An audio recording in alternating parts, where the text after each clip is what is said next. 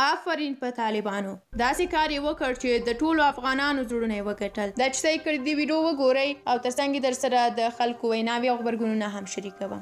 طالبانو په بلخ ولایت کې د تختول شوي ماشوم عبدالرؤف د خوشي کېدو خبر ورکړی دی. د طالبانو د حکومت ویان ذبیح الله مجاهد پر ټویټر باندې لیکلي دي چې عبدالرؤف د اختطافګرو له منګلو وژغورل شو او نن په یو لړ شاندارو مراسمو کې خپلې کورنۍ ته وسپارل شو. عبدالرؤف نږدې 2 کاله مخکې په مزار شریف ښار کې تختول شوی و او په فاریاب کې د طالبانو یو قومندان علم مخدوم په اختطاف یې تورن و. مخدوم څو ورځې مخکې د طالبانو له بنده خوشي شو.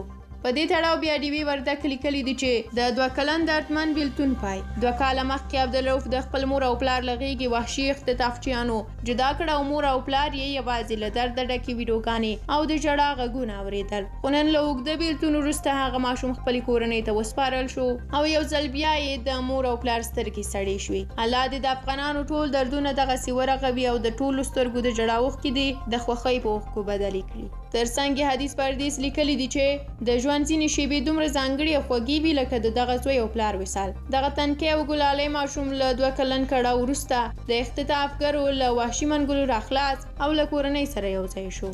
کمال ناصر اصولي هم په دې اړه لیکلي دي چې ګرانو هیوادوالو سلام. د عبدالرؤف پیدا کول او د کورنۍ سره یو ځای کېدل د ستایلو وړ ده او هر چا چې د دغه ماشوم په راخلاصولو کې همکارۍ کړې موږ ولس ورڅخه مننه کوو. الله پاک دې هغه دنیا ښکلې کړي.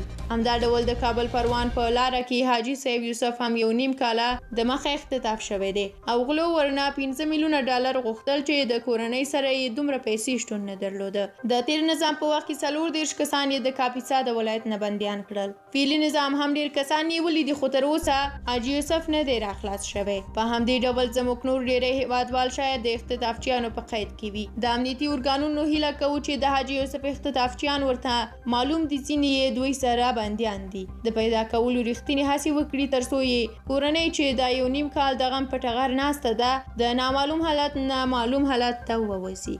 ماشوم عبدالرؤف د 2020 کال په وروستیو کې چې 9 کلن و له مزار شریف ښار څخه تختول شوی و. د عبدالرؤف تختونکو د نوموړي داسې تصویرونه خپاره کړي وو چې ماشوم په زنځیرونو تړلی پکې ښکارېده او ډېر خواله رسنیو د تصویرونو خورا پراخ غبرګونونه پارولي وو. له دې پیښې وروسته په بلخ کې پراخ لاریونونه شوي وو. پر ځای چارواکو نیوکې کېدې چې د ماشوم په ازادۍ کې پاتې راغلي دي. لاریونوالو د بلخ د ولایت مخې ته اعتراضیه خیمې وهلي او دې ښار ته یې د تګ راتګ لارې د لنډ وخت لپاره بندي کړي.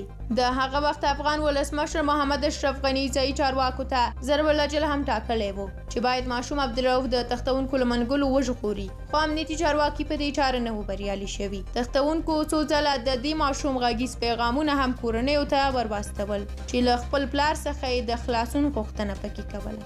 د تاسو ټولو مننه چې ویډیو مو تر اخره ولیدله. د چینل د نورو ویډیوګانو لپاره سبسکرایب تڼۍ کېکاږئ. تر بلې ویډیو د خدای پامه.